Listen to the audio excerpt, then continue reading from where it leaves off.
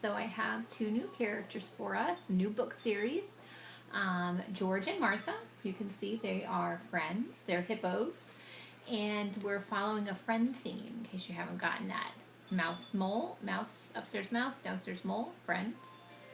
Frog and Toad, friends. George and Martha, friends. Okay, so let's get to know our characters about George and Martha by James Marshall. So in each book there are many stories.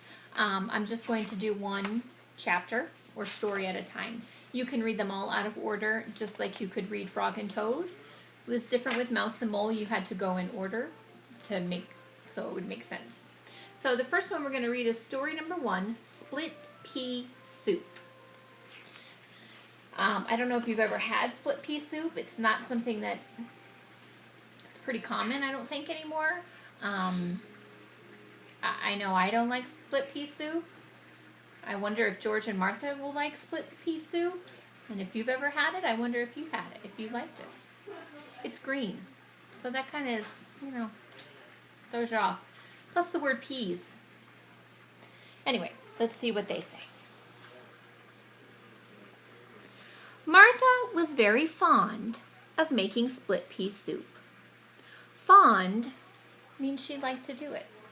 She was happy making it. Sometimes she made it all day long, pots and pots of split pea soup.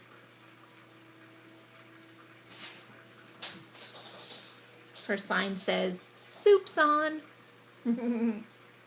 I grew up with my grandma and grandpa, and my grandma and grandpa would both say, "Soup's on," when it was dinner time. Even if we didn't have soup, they still said, "Soup's on." Kind of means dinner's ready. If there was one thing that George was not fond of, it was split pea soup. As a matter of fact, George hated split pea soup more than anything else in the world. But it was so hard to tell Martha. Uh-oh. Can you think of a time that you had a friend who was doing something for you or made something for you or was giving you food and you just didn't like it and you didn't know how to tell that friend that?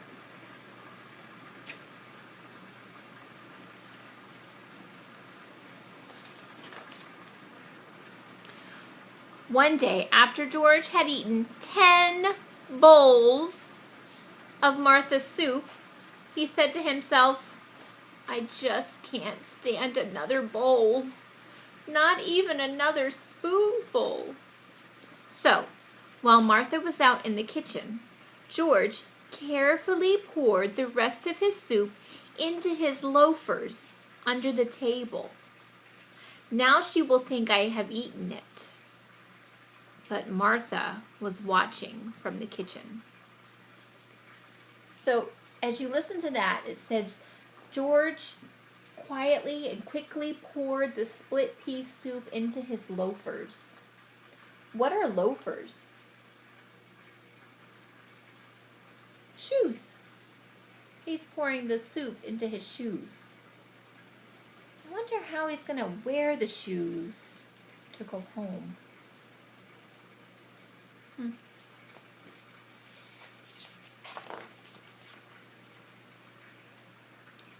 How do you expect to walk home with your loafers full of split pea soup?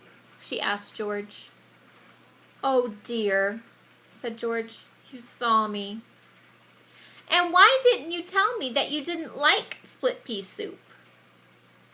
"I didn't want to hurt your feelings," said George. "That's silly," said Martha. "Friends should always tell each other the truth. As a matter of fact, I don't like split pea soup very much myself. I only like to make it. From now on, you'll never have to eat that awful soup again."